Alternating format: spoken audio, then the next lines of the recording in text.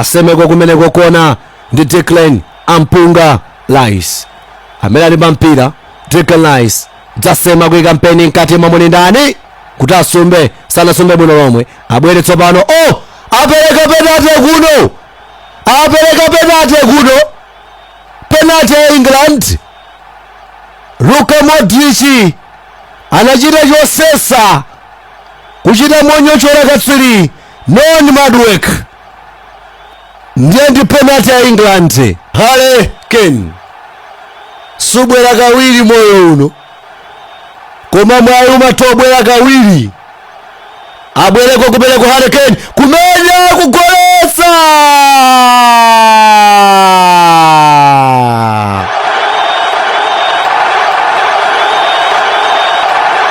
kumenya machabe kwambiri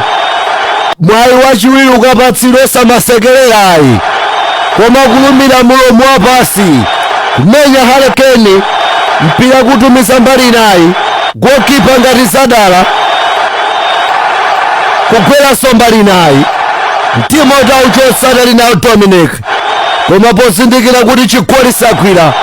wateramu konde kuno ndi wanisira tsogola timu ya England. Elliot Anderson alanditsako mpira abwera kona nyamala timu ya Croatia tsopano nasema dzaika chakumanjamanja kuli ndani kwitsa timu ya Luka Mbambande ali ndi mwayi kuno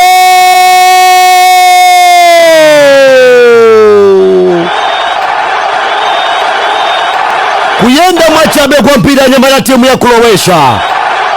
kupatsirana mwa ukada ulo kwambiri kumenya panja pa 18 yard box kutumiza zinga katswiri Batunina kumenya mpira mpavu ndi mwendo wa manja goalkeeper Jordan Pickford mtima utauchotsa mpira anali nawo koma posindikira kuti chigoli sakwira watera mukonde kuno 1-1 Batunina what a shot dzachelera kutumiza mpeni nkati mwa ndani kusumba kuno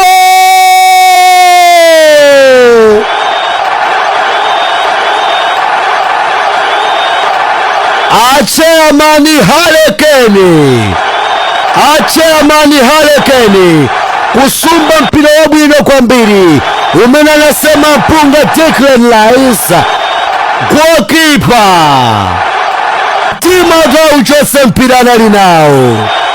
koma posindikira kuti chigoli sakwira watera mukonde kuno ndi 2-1 kupanda kusamala okhala wazigoli tu. What a header Harry Kane free header panali bomba za mpishupishu anakabisala kutali kwa mbele ndi kutsembetsa liwiro wa Toto Adoka kusumba mpira kukwera mukonde 2-1 yatsogola England. Nikatsiri Viskovic kudzapereka kwa Sutaro na usema chapatsogolo mwayi kuli ndani mwayi kuno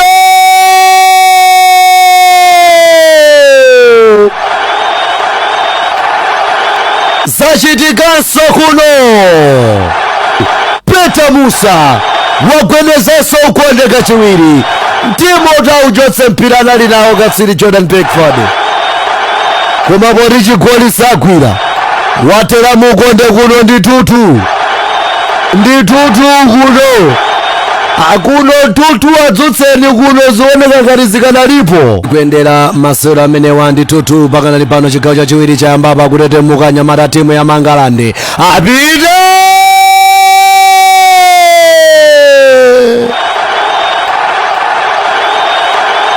Jude Bellingham anthu mpira amamenya ino kuyenda chambali ngati ngano Jude Bellingham kutenga nachocho ndikatsiri Pulisic ndikuyika mpira goalkeeper mtima utauchotse mpira anali nawo koma pozindikira kuti chigoli sakwira watera mukonde kuno zachitikanso koma mwachabe kwambiri komanso mwachangu kwambiri 3-2 game on. One urizikale zikwenda motana apita nyamata timu ya England ndi Marcus Rashford